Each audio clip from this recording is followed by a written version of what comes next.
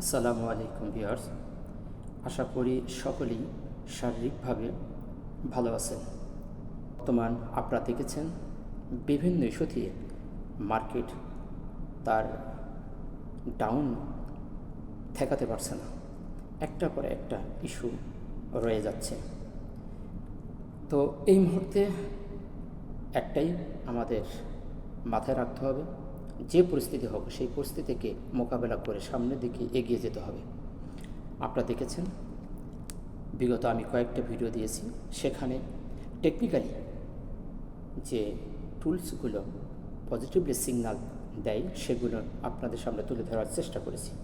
এখানে আমি আমার কোনো মন গড়া কোনো কথা বলি না, টেকনিক্যালি ভাষা যেটা বলে সেই জিনিসটা আপনাদের মাঝে তুলে ধরার চেষ্টা করেছি। বর্তমান মার্কেটের দিকে যদি তাকাই, বর্তমান মার্কেট টেকনিক্যাল সব দিকে পজিটিভ থাকার সত্ত্বেও মার্কেট নিয়মিত মাইনাস হয়ে যাচ্ছে। একটার পর একটা ইস্যু সামনে আসছে, সেটাকে নিয়েই মার্কেট ফল করছে। তো মার্কেট এখন টেকনিক্যালি বেশি প্রবলেম হয়ে দাঁড়াচ্ছে না, মানুষের এখন আমাদের সেন্টিমেন্টাল যে বিষয়টা সবচেয়ে বড় আমাদের সামনে এসে দাঁড়িয়েছে। ছোটোখাটো ইস্যু সামনে আসলেই আমরা দেখতে পাই মার্কেট বড় ধরনের একটা পতন চলে আসে। বিগত দিনে আপনারা দেখেছেন মার্কেট ভালো একটি ক্যান্ডেল, একটি হ্যামার ক্যান্ডেল দিয়ে তার একটি শক্ত সাপোর্ট ছিল 5228, সেটাকে অনার করে সামনে উঠে যেয়ে সে দিন শেষ করে এবং মার্কেট একটি বক্সের মধ্যে বেশ কিছুদিন অবস্থান করছে এবং মার্কেট আমরা দেখেছি সাইডওয়াইজ হয়ে সামনের দিকে যাওয়ার চেষ্টা করছে। তো এ থেকে আমরা ধারণা করেছিলাম যে মার্কেট আমাদের রবিবার আরেকটু ভালো ফিডব্যাক দেবে এবং একটা পজিটিভ কিছু আমাদের উপহার দেবে।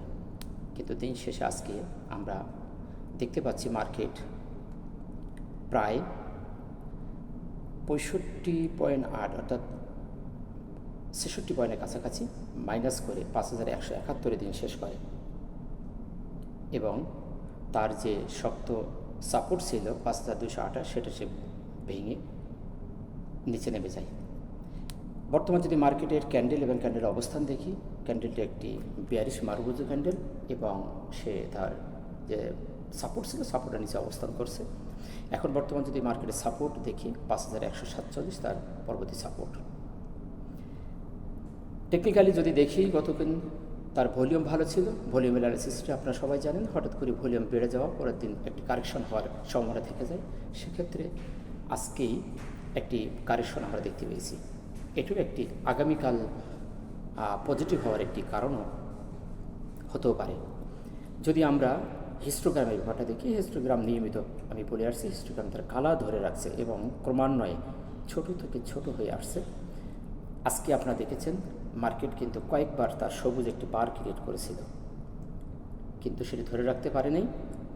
দিন শেষে সে একটি লাল বার ক্রিয়েট করে দিন শেষ করে। তবে এই অবস্থা থেকে মার্কেট যে ফুললি নেগেটিভের দিকে যাচ্ছে সেটি আমরা ধারণা করতে পারি না, কারণ মার্কেটে টেকনিক্যালি যদি আমরা অ্যানালাইসিস যারা জানেন, যারা দেখেছেন, যারা বোঝেন, তারা বুঝতে পারবেন মার্কেট যদি নেগেটিভ হতে হয় তাহলে হিস্টোগ্রামের বারটি আরও একটি বার তার লাল ক্রিয়েট করতে হবে, তাহলে আমরা বুঝতে পারবো যে মার্কেট তার নেগেটিভের দিকে যাওয়ার সম্ভাবনা আছে।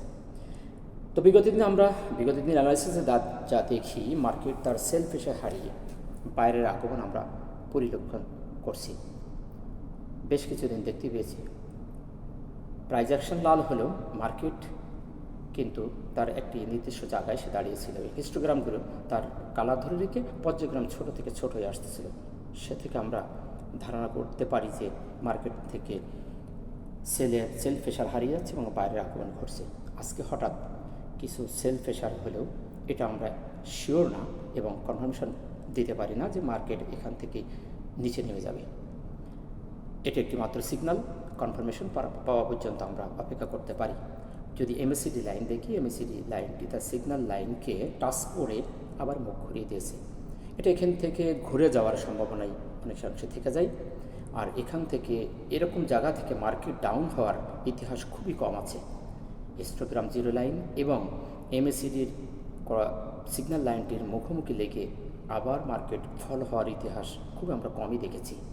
তাই টেকনিক্যালি যে বিষয়টি এখনও পর্যন্ত আমরা আশা রাখতে পারি, নিরাশ হওয়ার কিছু নেই। মার্কেট যে অবস্থানে আছে এখান থেকে মার্কেট পজিটিভ হওয়ার পসিবিলিটি অনেকই বেশি। ততক্ষণ আমাদের ধৈর্য ধরতে হবে। দেখা যাক আগামীকাল মার্কেট কি হয়। আশা করি মার্কেটের সংক্ষিপ্ত অ্যানালিসিস বুঝতে পেরেছেন। ভালো থাকবেন। আসসালামু আলাইকুম।